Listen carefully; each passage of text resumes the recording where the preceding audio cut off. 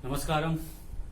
तो स्वागत है फिर से आपका पराशर एकेडमी का ये जो साइंस का लेक्चर सीरीज है क्लास 9-10 के लिए। तो दोस्तों फटाफट अगर चैनल सब्सक्राइब नहीं किया है सब्सक्राइब करें, लाइक करें, 30 सेकेंड टाइम लें, लाइक करें और अपने दोस्तों में शेयर करें। इससे बेहतर आपको कहीं भी पढ़ने का तरीका या कैसे पढ़ना है वो आपको सीखने को नहीं मिलेगा। आसानी से आप यहाँ पे चीजों को सीखोगे। तो अभी हम डिस्कस कर रहे हैं इलेक्ट्रिसिटी में एनसीईआरटी को मैं फॉलो कर रहा हूं, आपको भी एनसीईआरटी फॉलो करना है। अभी तक हमने इलेक्ट्रिक पोटेंशियल डिफरेंस और लास्ट जो वीडियो था हमारा था इलेक्ट्रिक सर्किट डायग्राम के ऊपर। तो इलेक्ट्रिक सर्किट डायग्राम हम डिस्कस कर चुके हैं, उससे आगे बढ़ते हैं एनसीईआरटी के अकॉर्डिंग। और वादे के मुताबिक मैंने कहा था कि अगले वीडियो में मैं आपके साथ डिस्कस करूंगा ओम्स लॉ। तो ओम्स लॉ जो है बेसिकली ये कंडक्टर जो वैसे कंडक्टर जो ओमिक कंडक्टर होते हैं, दो तरह कंडक्टर होते हैं, एक ohmic conductor, non ohmic conductor. आपके सिलेबस में ओमिक कंडक्टर है, आपको उतना ही फोकस करना है, ज्यादा सोचने की जरूरत नहीं है।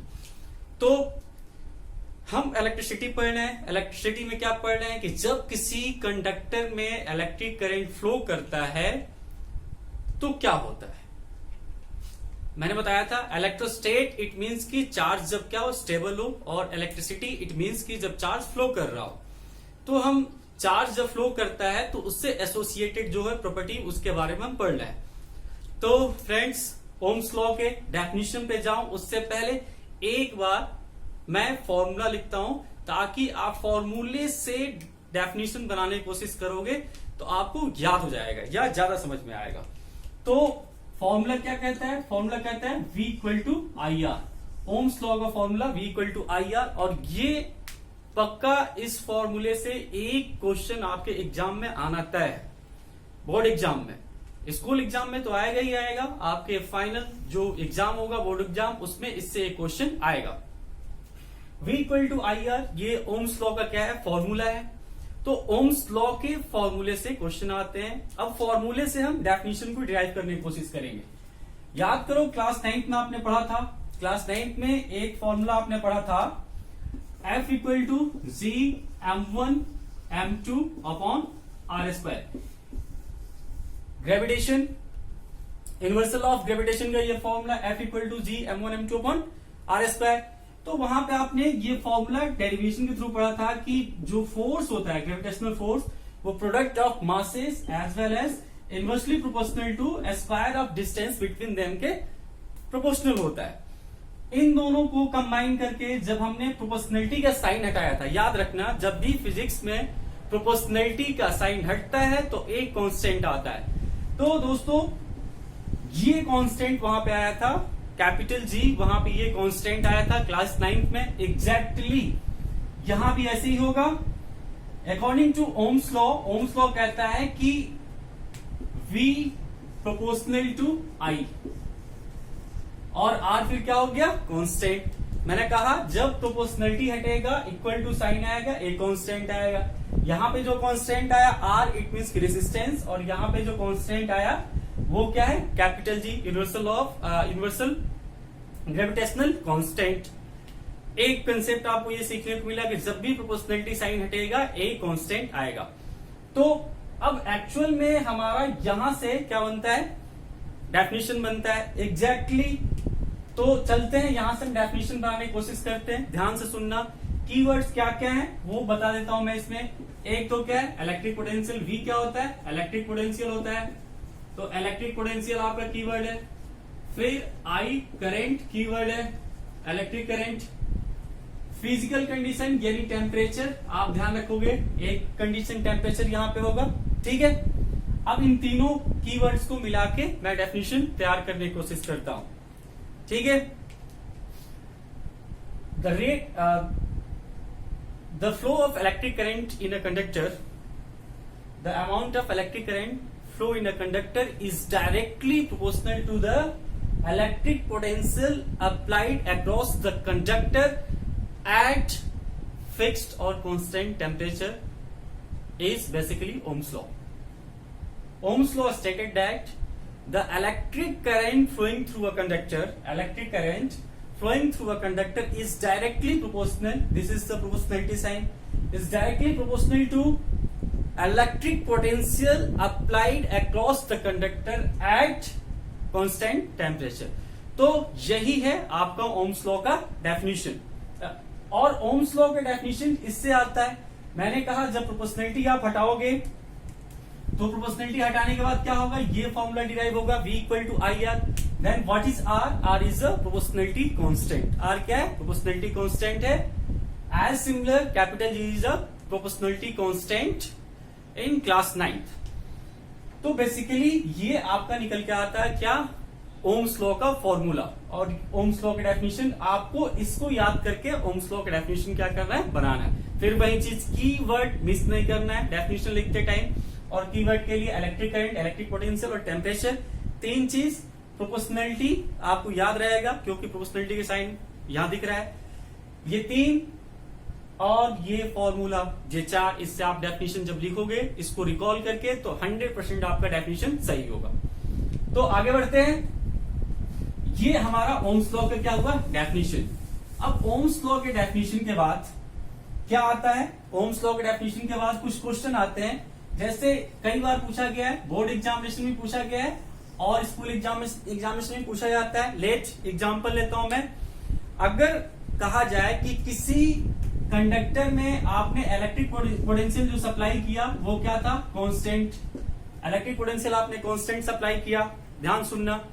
किसी कंडक्टर का इलेक्ट्रिक पोटेंशियल कांस्टेंट कर दिया, इसका मतलब आप दिमाग लगाओ, पिछले वीडियो को रिकॉल करो। इलेक्ट्रिक पोटेंशियल मतलब कुछ नहीं, वोल्टेज।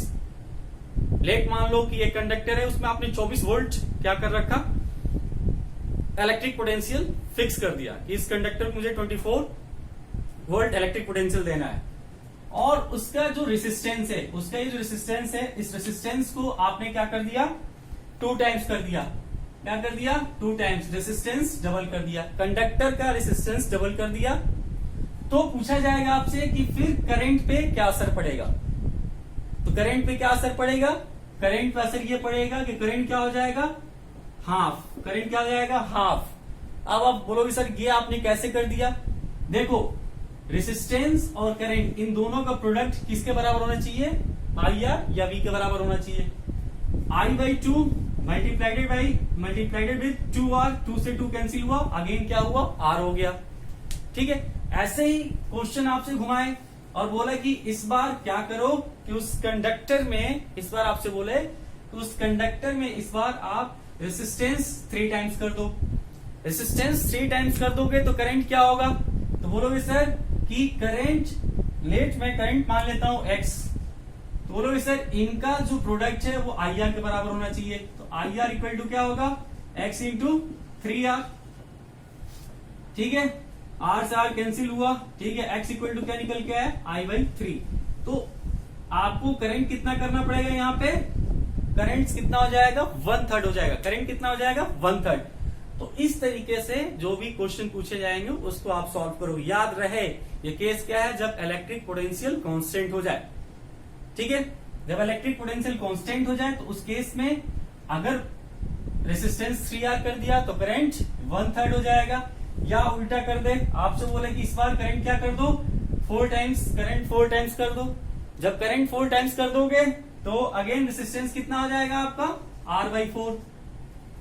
एक केस ये जब इलेक्ट्रिक पोटेंशियल कांस्टेंट। अगला केस इस बार इलेक्ट्रिक पोटेंशियल कांस्टेंट ना करके हम करने जा रहे हैं, इस बार ये जो रेसिस्टेंस है इसको कर रहे हैं कांस्टेंट। रेसिस्टेंस को कर दिया कांस्टेंट, क्वेश्चन में दे दिया कि रेसिस्टेंस को कांस्टेंट कर दो, और फिर बोला जाए कि अगर क्वेश्चन ऐसे बने कि अगर इलेक्ट्रिक पोटेंशियल को 2 टाइम्स कर देंगे हम, यानी voltage supply electric potential 2 times कर देंगे, तो करंट क्या होगा? करंट क्या होगा बच्चा? सोचो, V प्रोपोर्शनल टू I। जितना आप करंट बढ़ाओगे उतना क्या होगा? आपका इलेक्ट्रिक पोटेंशियल बढ़ेगा, या इलेक्ट्रिक पोटेंशियल जितना बढ़ाओगे उतना करंट बढ़ेगा। अगर वोल्टेज आपने 2 टाइम्स कर दिया तो करंट भी कितना हो जाएगा? सोच के बताओ। देखो बेसिकली क्या होना चाहिए, V अगर 2V हुआ, V इक्वल टू IR ही होना चाहिए, ठीक है। V इक्वल टू क्या होना चाहिए? IR, और R आपने क्या कर रखा है? कांस्टेंट कर रखा है, यानी ये लेट मान लो कि ये 1 ही है। I 2V आपने कर दिया तो करंट कितना हो जाएगा? 2I हो जाएगा, ठीक है। करंट कितना हो जाएगा? डबल, ठीक है। ऐसे क्वेश्चन घुमा घुमा के पूछे जाते हैं, ये आपको क्या करना है? ध्यान रखना है। इस क्वेश्चन को 1-2 क्वेश्चन जब मैं लास्ट में न्यूमेरिकल डिस्कस करूंगा वहां पे ऐसे क्वेश्चन लेके आऊंगा, ठीक है। चलो आगे बढ़ते हैं। तो ये ओम्स लॉ हुआ, और ओम्स लॉ से रिलेटेड ऐसे एसोसिएटेड कुछ क्वेश्चन पूछे जाते हैं। अब अगला हमारा इसमें टॉपिक है, अच्छा ओम्स लॉ एनसीईआरटी में डिस्कस किया गया है। क्या किया गया है? एक ऐसे चार्ट बनाया गया, कहा गया है कि अगर हमने क्या कर दिया, रेसिस्टेंस कांस्टेंट कर दिया, और कांस्टेंट रेसिस्टेंस पे अलग अलग इलेक्ट्रिक पोटेंशियल सप्लाई कर रहे हैं, यानी अलग अलग बैटरी लगा रहे हैं, तो करंट भी क्या होगा? अलग अलग मिलेगा। लेट आपने इलेक्ट्रिक पोटेंशियल 2 डाला, इलेक्ट्रिक करंट 1 आया, 2 volt electric potential, current 1 ampere, ठीक है। 4 किया, 2 टाइम्स हुआ, ठीक है। 2 4 6 किया, देखो क्या हो रहा है? हाफ हो रहा है, तो कितना हो जाएगा? करंट 3 हो जाएगा। मतलब ऐसे डेटा दिया हुआ है, जब इलेक्ट्रिक पोटेंशियल बढ़ाते हैं तो इलेक्ट्रिक करंट भी बढ़ता है, इलेक्ट्रिक पोटेंशियल बढ़ रहा है, इलेक्ट्रिक करंट भी बढ़ रहा है, प्रोपोर्शनल बढ़ता है, ठीक है। उसके बाद कहा गया कि आप एक ग्राफ प्लॉट करो। क्या बोला गया बच्चा? कि आप एक ग्राफ प्लॉट करो, किसके बीच में? V वर्सेस I का। जब भी ग्राफ आपसे कहा जाए, मैंने कहा कि X वर्सेस Y का ग्राफ प्लॉट करो, इट मीन्स कि क्या होगा? एक तरफ X एक्सिस, दूसरी तरफ Y एक्सिस। मैंने कहा कि राम वर्सेस श्याम का ग्राफ प्लॉट करो, तो क्या करोगे आप? बोलोगे सर एक तरफ राम हो जाएगा एक एक्सिस पे, और दूसरे एक्सिस पे क्या हो जाएगा? श्याम हो जाएगा। यही कंसेप्ट होता है एग्जैक्टली। यहां पे हमें क्या करना है? ग्राफ जो प्लॉट करना है वो V वर्सेस I का ग्राफ प्लॉट करना है। तो क्या करेंगे हम? 2 एक्सिस लेंगे, तो उसमें एक एक्सिस क्या हो जाएगा? इलेक्ट्रिक पोटेंशियल, और दूसरा एक्सिस क्या हो जाएगा? Electric current. जब वैल्यू पुट करना चालू करेंगे हम 2 4 6, ठीक है, जब वैल्यू पुट करना चालू करेंगे और करंट की वैल्यू पुट करेंगे, तो हमें क्या देखने को मिलेगा? हमें देखने को मिलेगा कि जो ग्राफ है V वर्सेस I में, वो क्या मिलता है? लीनियर। ग्राफ कैसा होता है? लीनियर। ग्राफ कैसा होता है बच्चा? लीनियर। लीनियर ग्राफ देखने को मिलता है। दूसरी चीज, 2 तरह ग्राफ, एक ग्राफ आपके पास ये है और दूसरा ग्राफ आपके पास ये है। पूछा जाए कि इन दोनों ग्राफ में, ये ग्राफ 1 और ये ग्राफ 2, पूछा जाए इन दोनों में कौन ओम्स लॉ को फॉलो कर रहा है? जो लीनियर ग्राफ है वही ओम्स लॉ को फॉलो करता है। तो आप बोलोगे सर G2 फॉलो नहीं कर रहा है ओम्स लॉ को, G1 फॉलो कर रहा है। चलो ठीक है, थोड़ा और ट्विस्ट लाया गया और एक और ग्राफ बनाया स्ट्रेट लाइन ही, और पूछा जाए कि इसमें कौन ओम्स लॉ को फॉलो कर रहा है? तो बोलोगे सर दोनों फॉलो कर रहा है। क्यों? क्योंकि दोनों ग्राफ क्या है? लीनियर है। तो V वर्सेस I का ग्राफ किसी कंडक्टर का लीनियर है, यानी वहां पे ओम्स लॉ वैलिड है, ठीक है। और दूसरे लैंग्वेज में ओम्स लॉ के अकॉर्डिंग V वर्सेस I का ग्राफ हमेशा क्या होता है? लीनियर स्ट्रेट लाइन होता है, ठीक है। अब यहां पे एक इंफॉर्मेशन और छुपा हुआ होता है। V वर्सेस I ग्राफ में जो आपको स्लोप मिलता है, स्लोप यानी ये जो लाइन मिलता है, ये लाइन आपको क्या बताता है? बेसिकली ये रिप्रेजेंट करता है किसको? रेसिस्टेंस को। रेसिस्टेंस को रिप्रेजेंट करता है, ठीक है। V वर्सेस I ग्राफ में ये किसको रिप्रेजेंट करता है? रेसिस्टेंस को। अब ये क्या हो गया? रेसिस्टेंस 1 और ये क्या हो गया? रेसिस्टेंस 2। 2 रेसिस्टेंस हमारे पास है। अब इसमें पूछा जाए कि कौन सा रेसिस्टेंस ज्यादा है, कौन सा रेसिस्टेंस कम है, यानी R1 बड़ा है या R2 बड़ा है। तो उस केस में देखो V इक्वल टू क्या होता है? हमने पढ़ा था अभी कुछ देर पहले, क्या पढ़ा था कि V equal to I R, यानी R इक्वल टू क्या हुआ V अपॉन I। R क्या निकल के है V अपॉन I।